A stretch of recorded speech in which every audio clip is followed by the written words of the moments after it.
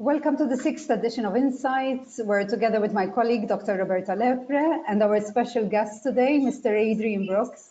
We're going to analyze and assess another success story. Adrian, he's the chairman of Production Park as well as Backstage Academy.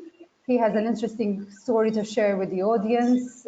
He has set up his business way back in 1980, and ever since his business has been on a growth path in the entertainment industry, and obviously that particular industry at the moment is being greatly affected. So we're going to explore ways, even though there are a number of different variables, of how this industry particularly has been affected, how we can mitigate perhaps, or how Adrian and his team are looking forward and looking to the future, into the future.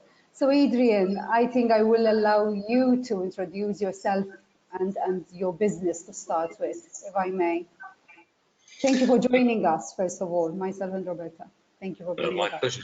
Thank you for the invite. As Nadia mentioned, I'm Adrian Brooks. I started in business a long time ago. The main part of our business has always been working in the live events industry.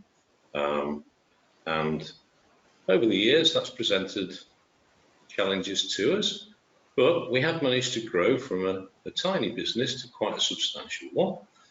Indeed, just before the latest sort of coronavirus episode, I think we can call it, in our lives,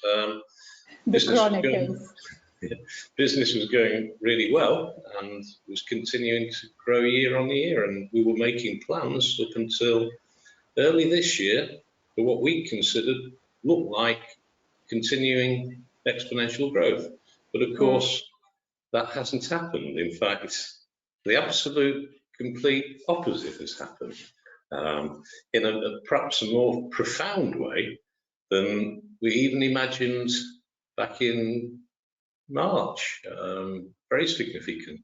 And of course, in the UK, at least at the moment, the coronavirus continues to be quite prevalent. I think we know it's now on that slope back down, which is good. Decline, yeah, and we can start to think about how we might take advantage of the recovery when the virus has gone away. And I think that, there are two options, I suppose, for us when we look forward.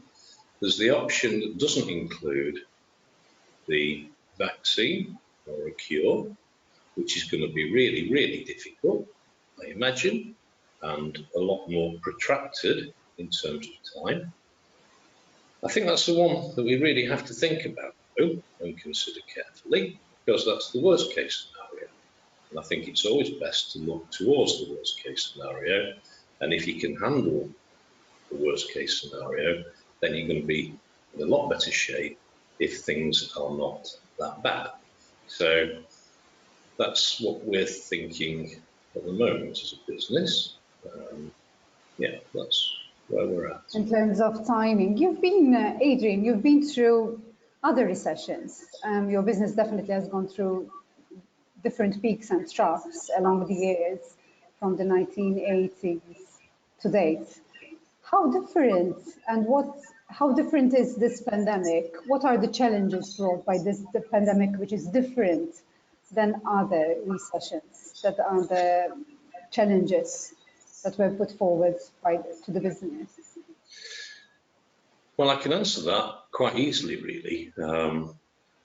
Those two other major recessions that I've experienced, the first one being in 1990, which I think we probably all remember quite well because it was serious. There were maybe minor little blips and dips along the way from 1990 to 2008. 2008, I think, was even bigger than 90, although I remember 90 at that time being a very significant problem for us. I mean, we kind of got to think that there wouldn't be any more of those boom and bust periods. We would just sort of go along steadily and grow. And I think that's what we did from 1990 all the way through to 2008, when there was an almighty crash, of course. But that crash was all about finance, and it was all about that. So there was suddenly no money or no liquidity left in the world banking organisation. And so that did have a profound effect.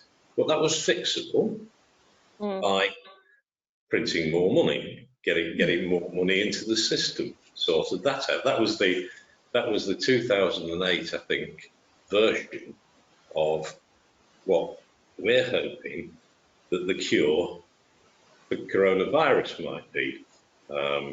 Yeah, that was to print more money. This is to find a medical solution. Yeah, and in a way, it's no different at all, is it? Actually, what's happened is that the commercial world has taken a real hit all across the world. And so it doesn't matter whether that was about finance or whether it was about health. I think health is more concerning because we all want to be well. And if we all feel well, we will all react in a good way and everything will be fine. So there's a subtle difference insofar as it's about our well-being as well as just our wealth. And that's the tricky bit, because we didn't know then how long it would take and we didn't know whether printing all this money would work. There were lots of people who said, quantitative easing, what's going to happen? We'll get inflation and our money would be worthless and we'll be in a worse position. So people were nervous about that. But people are, I guess, a little bit more nervous about this one, because this one truly affects everybody, doesn't it? Because it's all about health and well-being. Yeah. So we have two variables here, the health and well-being as well financially. So we have the economic and the health aspect. And as you mentioned, Adrian, it's not just one industry, but it's across the globe, basically, and across different industries. So we have different companies and different industries reacting in a different manner. There are some companies that are doing well, especially within the pharmaceutical industry, but there are some other companies within industries such as yours that are definitely facing a number of different challenges. I had the opportunity, Adrian, to visit you at Wakefield, and I must admit, it's a best-in-class production and operation. We have a wonderful team in Wakefield, a number of full-timers, you have a backstage academy. What were your initial how are you dealing with this transition? Obviously, I know that the UK government as well, similar to the Maltese government, they went in with handouts and supporting different businesses. So I think that was also very beneficial. But how it's interesting for us to understand a little bit what were your plans initially? You're the chairman, you're the one leading the organization. How did you manage to engage as well the employees and keep them motivated, or what was your message? Well, it's very difficult, isn't it, when you're faced with a scenario that's changing all the time. So we were hearing the news and thinking, maybe back in, well, as early as last year, we knew that something was going on in China. Indeed. And we were worried a little bit, but I don't think we took it seriously enough with the benefit of hindsight. I think we thought it might be just like SARS or just like the other ones that had come. And I don't know whether anybody had the knowledge, but certainly if they did, they didn't share it with us. And so we kind of thought it was okay, and it would have an effect, but not be a radical change to how we do things.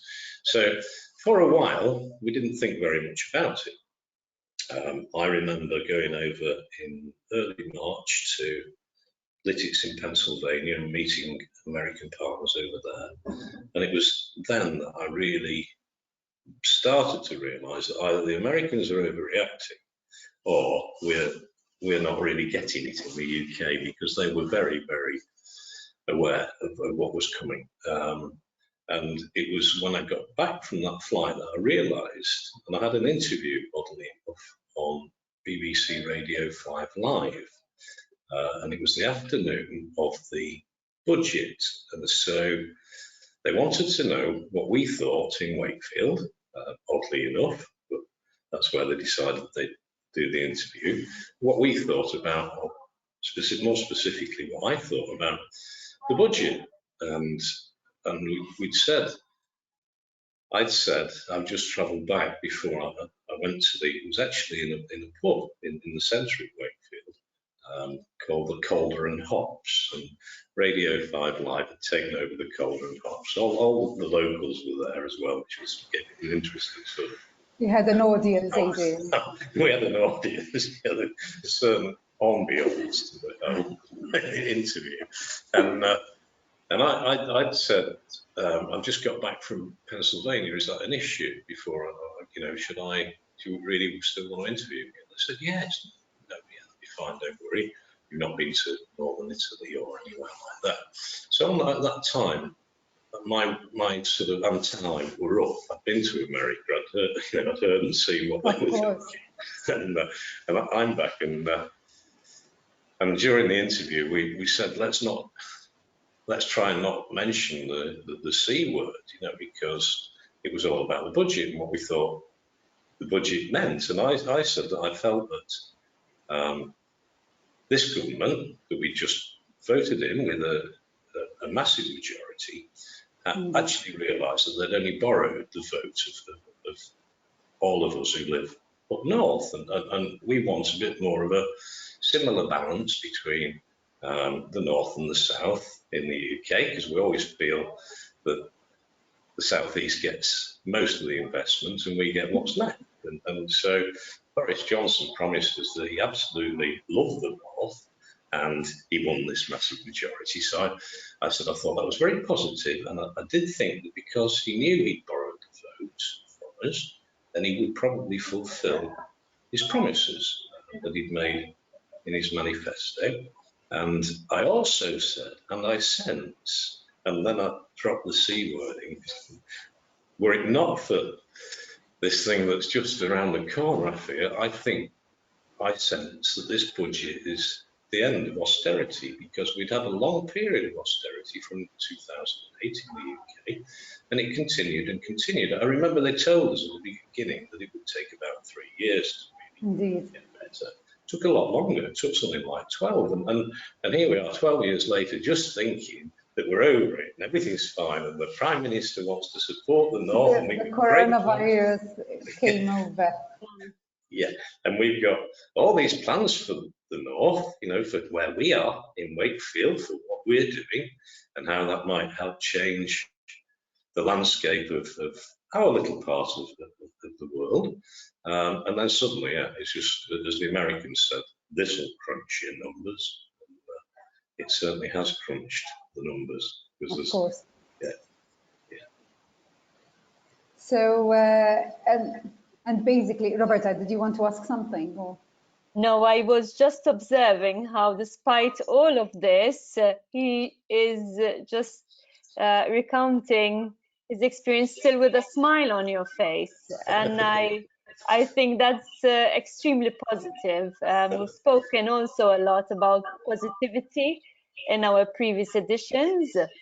I was also very much struck by what you mentioned earlier when you said that you were planning for the worst case scenario, also in the context of this still positive approach that we're having.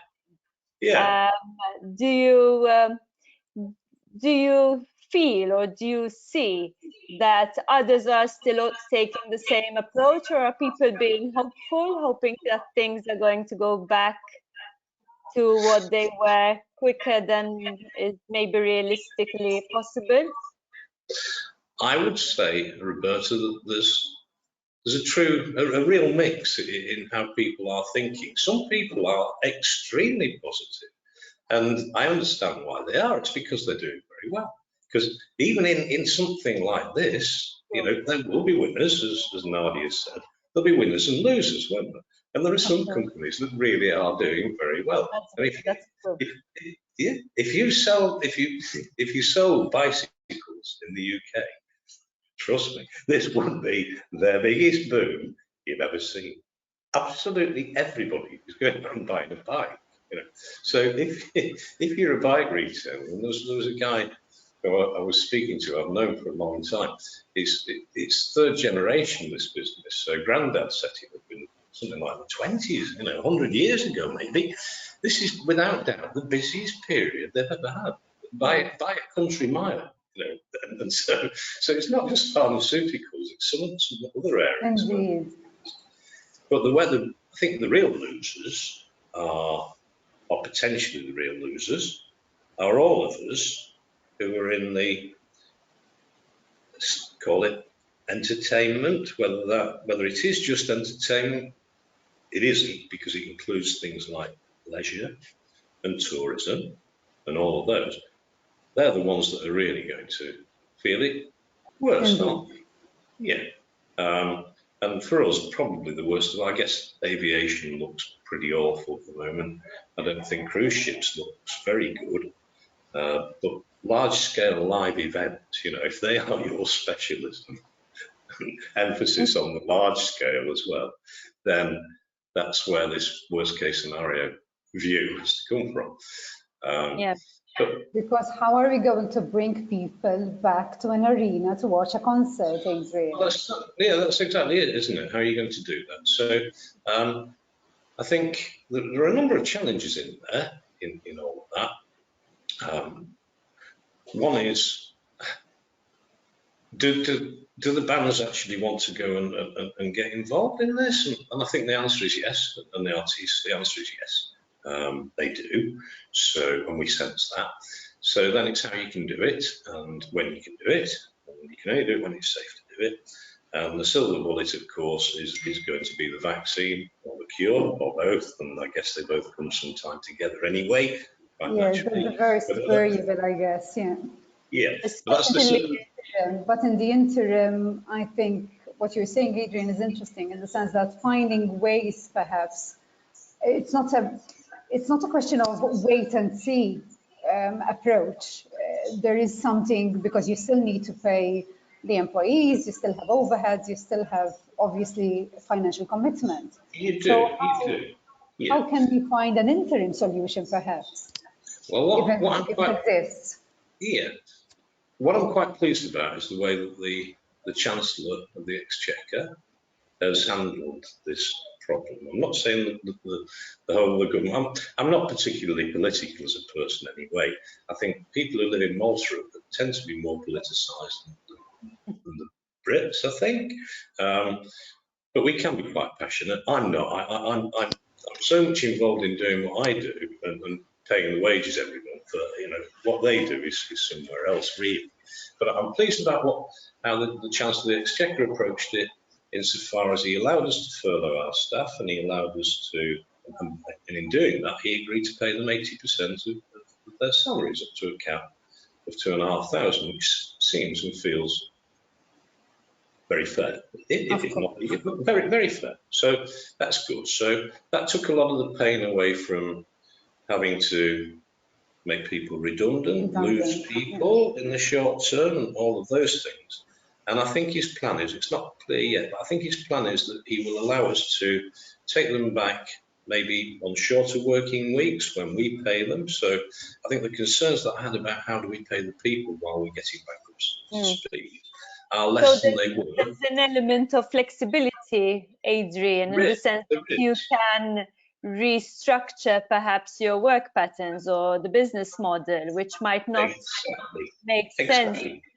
Yeah, and I think that'll help all businesses, you know, and not just ours, but everyone, because you can't just start running from a standing start. It takes a little while to get going.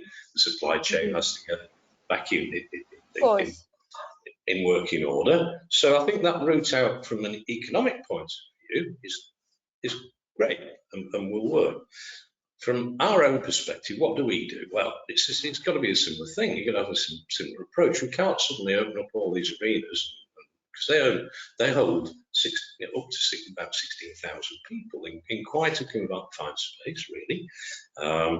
It's too many people at a time like this. So, how few would you be able to have in a room and make a success of it? It's not going to be 16,000, is it? It might be 1,600, but how do you make 1,600 work? So my thinking about this is that we could build a great stage in a great facility and leave it there, because what we have been doing always, all the way through from the beginning, is we've been going on tour. So we would build a stage set here in Wakefield typically. We might then move it to one of the northern arenas perhaps, where the tour would begin, and then, and then every night we'd take it down and move it somewhere else. And of course that's a very expensive thing to be doing. So a very expensive thing to be doing. So if you can stop doing that and you can leave the stage set in the arena for longer, then and perhaps you have different artists then, Adrian? Exactly, yeah, that's right. So yeah, and maybe you have matinees like we always used to do during the summer at least. Have matinee performances, then you can perhaps sweat the asset more than we used to doing. And that will work, I think, and will allow us to gradually build back up. And of course, that approach won't suit the mega bands. They won't want that. They'll still want the biggest shows.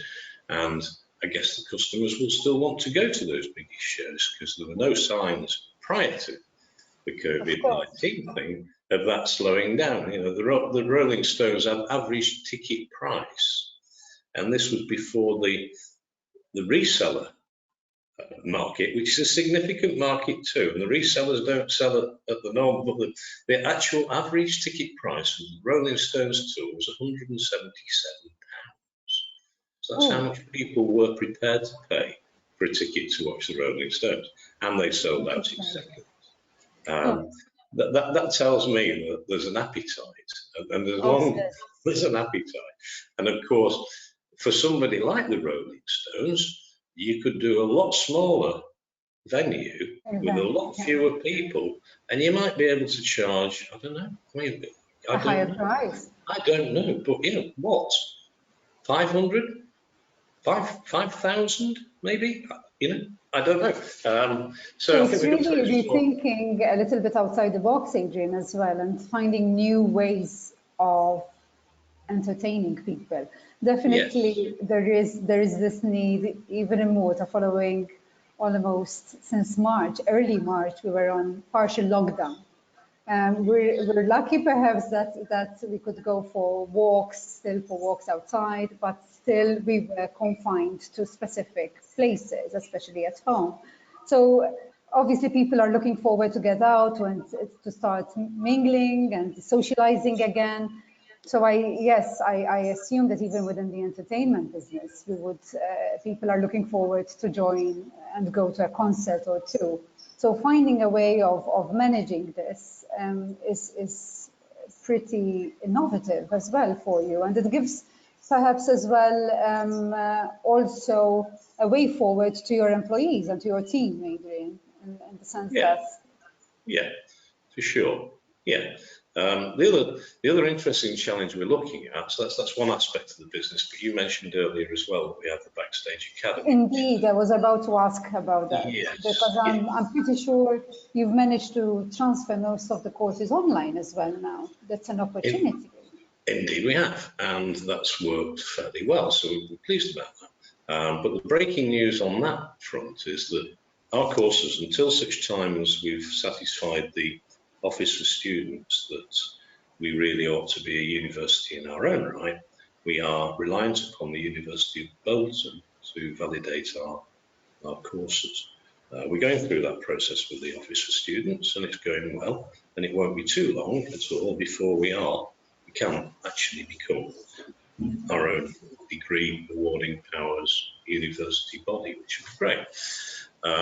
In the meantime, we're working with Bolton, who've been great partners Bolton are not the, when I first looked for a university partner, it was difficult to find one because our approach is not so much an academics approach to training. It's more hands-on. It's more, I guess, like the apprenticeship system rather than the degree system. So there's a great deal of practical, well, there's a large practical element to what we do.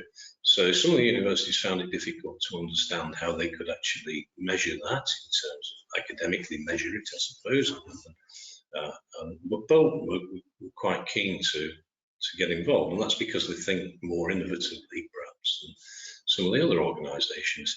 And of course, last night the news broke, which is, I was just speaking with the Vice Chancellor of the University of Bolton before this webinar, because Cambridge University announced yesterday that for next year, that's starting in September, for next year, all programmes will be online, effectively.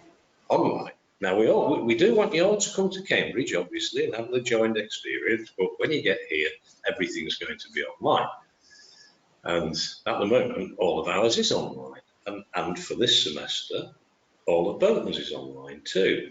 But George has just announced, and so Cambridge is always either number 1 or 2 of the best, or maybe 3 if things go really badly, of the best universities in all of the United Kingdom.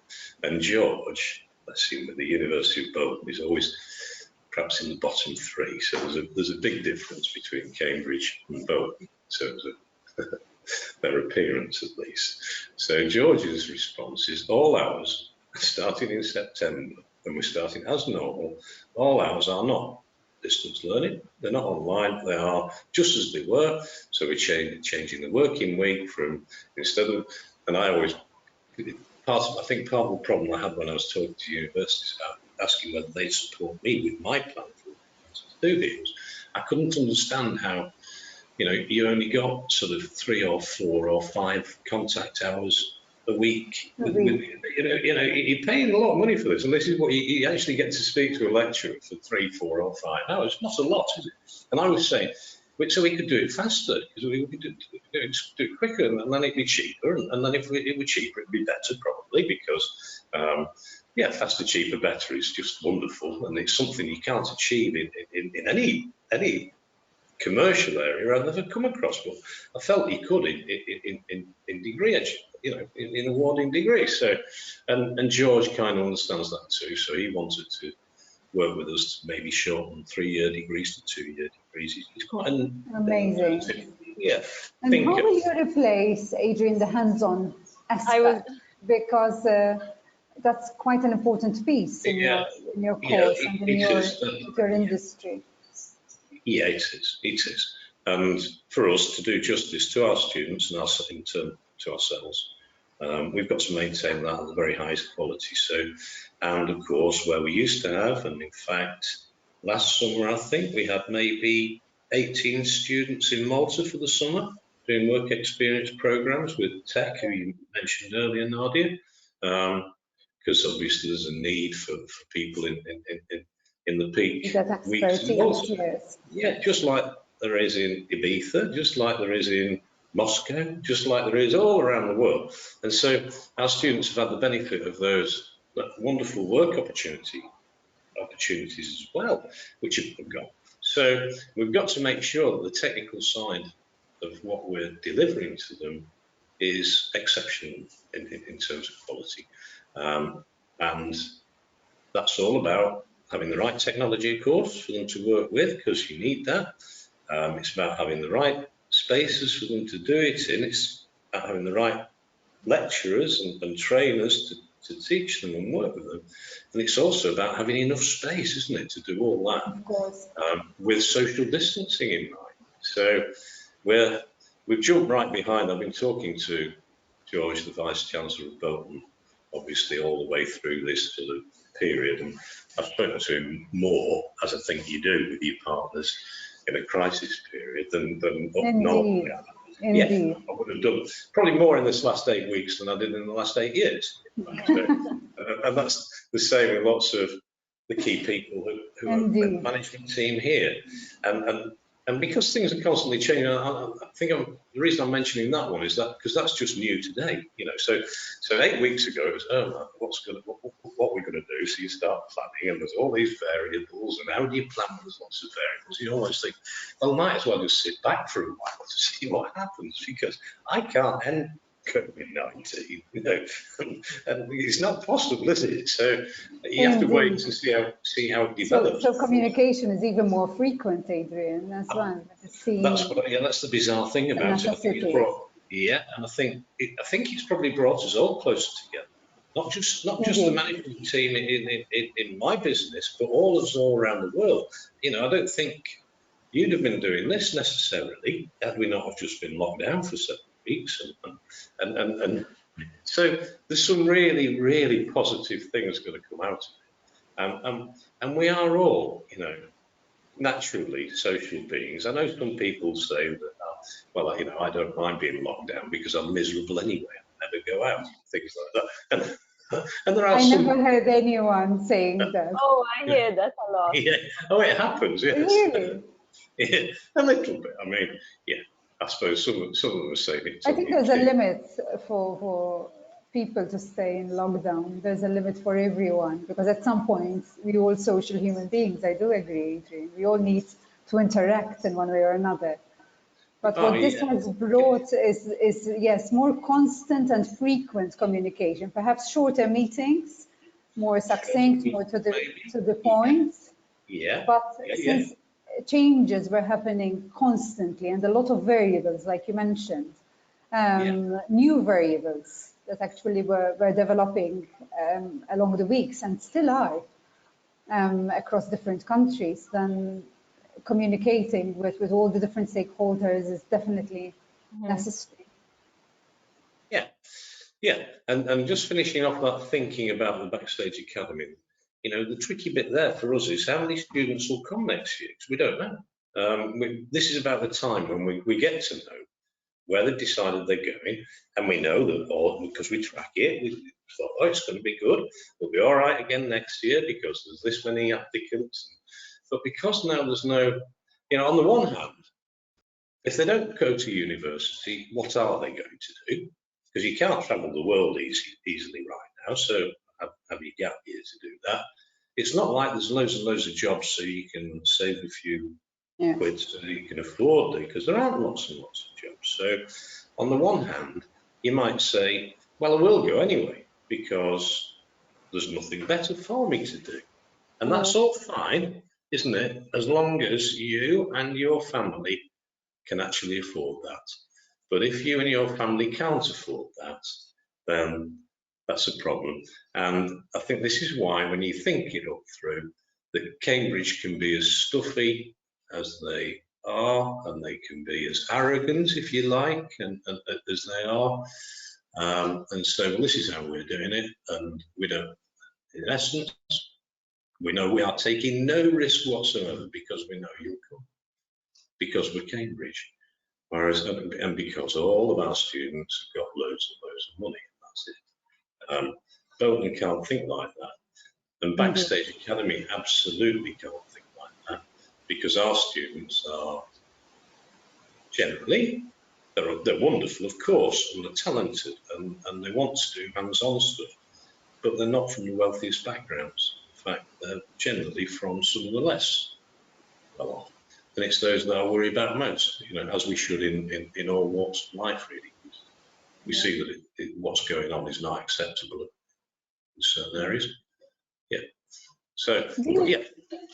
Do you think, Adrian, that offering educational opportunities online is going to make them more accessible, even from a financial viewpoint, to a wider audience? I absolutely do, Roberta, yeah. Without this, and you know, even though I painted rather a dark picture about where we were in our industry because of the virus, in some ways it's done us some great favours too, because it's made us put those programs online. It's made us do that distance learning stuff. That means it's so much easier now to put those programs out there, because you know, technology has allowed us to do that. And so where we were thinking of having physical presence for Backstage Academy. And we were kind of focused on that in North America, Malta too. That's why we've been talking to Malta. And well, that's one of the reasons. The reason is I happen to like Malta a lot, but we shouldn't say that, should we? Because we shouldn't be influenced. That sort of thing shouldn't influence our commercial No, but it's an decisions. important part of it as well. Well, of course Part it is. of our USPA, Nadia. Part of the USP, that's it. Yeah, exactly. And yeah, we should think about Malta in this context too. Yeah, so we're looking at physical in North America, Russia, very keen. Further afield, actually, out into Asia, keenness there. South Africa with Freddie Nightella, and lots of things going on. Pursuing this actual Backstage Academy, and that's what we want. Obviously, that'd be utopia because we want people to be able to learn hands-on and do all that we do in Wakefield. But there's a route to that, and that's really interesting because we've written these programs, we can deliver them now. We should probably make them free for everybody out there to just come on and make a big thing of it, and then of course Backstage Academy will do well, won't it? And when there's a Backstage Academy in Malta and a Backstage Academy anywhere else, people will go, and that's great. So maybe it's made that easier to do, or made us focus on it at least, whereas we weren't really. Accelerated your plans. Accelerated the planning. Let's say that. Yeah. So that would be a big win at the end of this. We'd be able to look back and say, did you see what happened to us? We've put these programs online worldwide. We've now got 7 million students. I don't know. Which would never have happened. So that's good. So with the benefit of hindsight, Adrian, having more than one source of revenue, like yourself, the Backstage Academy, and you had the opportunity to sort of manage your risk a bit better. Is it the case, or is it, because obviously in one way or another they're related. So obviously even Backstage Academy will be hit financially. Yeah, I think all our income streams come from pretty much the same sort of area. So it's not like we have diverse income streams from different places. And I'm not sure, whether I prefer to be in that position, because I think there's a basic fundamental. If you find something you like doing, you'll do it a lot. And if you do something a lot, you'll get very good at it. And if you get very, very good at anything, you'll make quite a bit of money doing it. There's no doubt about that. And that is just everything, I think. And that's something I try and tell the young people, that don't do something you don't want to do. Because if you don't like doing it, you'll never be any good at it. So find something you want to do, and that's the difficulty in a way. It's inspiring them to find that thing that they want to do. Interesting. So I get the idea of having diverse income streams, but it wouldn't work for me on my business because I'm too passionate about what I do. It's the interesting bit would be the diversity in the income streams through something like the e-learning platform that we just mentioned, where we're doing exactly what we love doing, and that money keeps dripping in however it comes. So you're using a different channel basically, because now you have the digital channel where you can reach your audience and your wider audience in different countries. Yeah. But it's an interesting insight, Adrian, because basically I remember discussing the same thing as Weatherspoons during one of our visits in Wakefield, and I appreciate that a great deal, because indeed, whatever you're passionate about, if you do it consistently and constantly, then you're better at it, and you're actually even more specialized, and you can eventually charge more money for it. For sure. That's how it works. Yeah. And I was thinking about Malta, it's got this wonderful landscape, seascape, climate, people, history, culture, you name it, it's got it all, hasn't it? And it's got those tanks as well, where they used to film all the film. And I think Malta can reinvent itself through this. And then that was part of the thinking with Production Park, being at Malta, having some studios, rehearsal facilities, education facilities, all of those things, I think could be good for, because all of our economies are going to have to make plans for how to rebuild after coronavirus. We all need a plan. And I'm sure that in the UK, we're looking towards, things that the government would describe as oven ready. So things that are ready to go. So we're talking about our innovation centre that we want to build here, South Kirby, and we want some money from the government because it doesn't stack up otherwise. And we've never been good at doing that. We've always just done our own thing, and because we've been profitable and because we've reinvested, we've been able to take steps forward. But we're now asking for government support, and I sense, even though we're in lockdown, that because there's more conversation going on between more perhaps key people, I sense there's money out there, and I think if the Maltese government were brave during this process, or at this time, we started to think about what the Film Commissioner wants and the ideas about the production park, about Backstage Academy, I think that South sort There of... will definitely be opportunities, Adrian, I believe, like you mentioned, because companies and countries alike, we all have to go into rebuilding and supporting companies, like you mentioned, that are willing to reinvent themselves, that have plans, that have structures. So I think governments, especially in Malta as well, I mean, they were very prominent in assisting companies from the outset, as soon as the coronavirus hit. But in the longer term, then the rebuilding and the restructuring piece becomes very critical. This is something that myself and Roberta are working to support a number of companies locally and abroad as well. And I think this is it. It's transforming sustainable businesses, rethinking business models.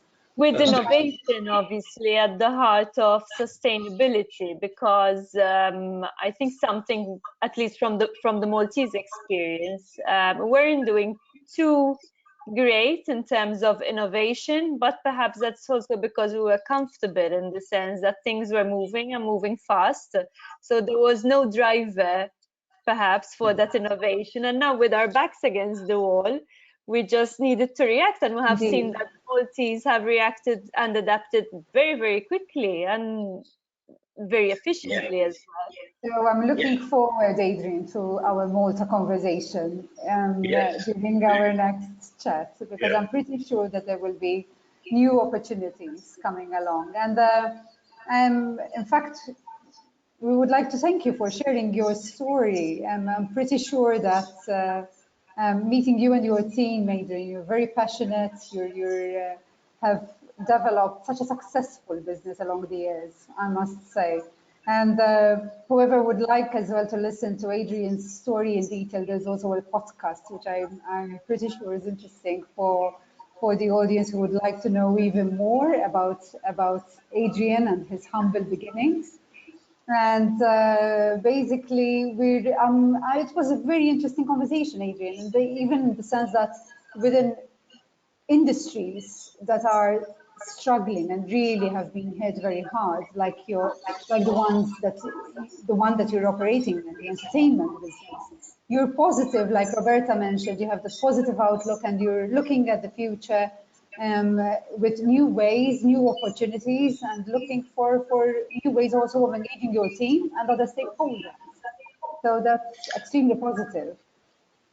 Yeah, and I think when I think back, maybe we were a bit complacent, weren't we? After 12 years of things being all right. So having conversations about things like, let's put our training courses online and not actually doing it, And so this has taught us that don't ever be complacent. Don't do what you don't like doing, because I guess that breeds complacency. Find something you like doing, do it well, be prepared to try and reinvent yourself. And Malta's going to have to do that as a country, of course, because tourism is not going to be easy, we know that, and business tourism isn't going to be easy either.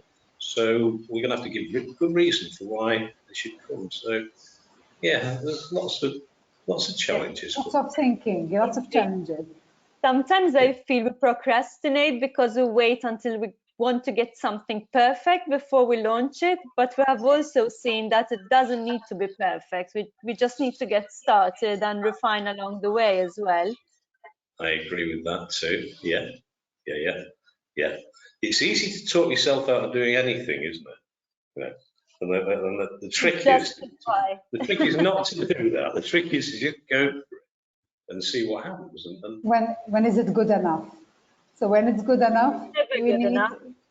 we need to launch, you need to try, you need to do things. It's good to plan, but it's good as well to execute and not be complacent. And on that note, Adrian, really, we would really like to thank you for being with us today. Thank you for joining us. My pleasure, ladies. I'm enjoying it immensely. Hope to see you soon. Thank you. Thank you. Bye-bye. Good.